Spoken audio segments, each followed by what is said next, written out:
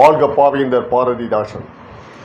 சிறுத்தையே வெளியே வா என்ற அகோல் பாவில் தமிழ் மொழி உணர்வையும் தமிழ் இன உணர்வையும் ஊட்டுவதாக அமைந்த பாடலாக பாவேந்தரின் உணர்ச்சிமிக்க கவிதைகளில் ஒன்றாக இக்கவிதை சிம்புட்பறவைகளையும் சிறுத்தைகளையும் இளைஞனாக ஒப்பிட்டு இந்த கவிதையை வடித்திருக்கின்றார். இதோ: பூட்டிய இரும்பு கூட்டின் கதவு திறக்கப்பட்டது, சிறுத்தையே வெளியில் வா.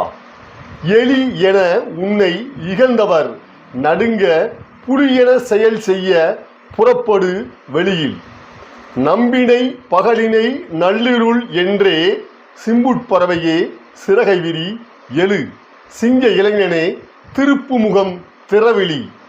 இங்குன் நாட்டு கிளி கழுதை ஆட்சியா கைவிரித்து வந்த கயவர் நம்மிடையே பொய் விரித்தும் நம் புலன்களை மறைத்து தமிழுக்கு விளங்கிட்டு தாயகம் பற்றி நமக்குள்ள உரிமையை நமக்கென் பார் எனில் வழி வழி வந்த உன் மரத்தனம் எங்கே?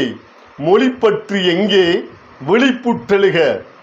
இகழ்ச்சி நேர்ந்தால் இறப்போம் என்று புகழ்ச்சியே என் பூடம் என்றும் வையம் ஆண்ட வண்டமிழ் மரவே கையிருப்பை காட்ட எழுந்திரு. குறிக்கும் உன் இளைஞன் கூட்டம் எங்கே?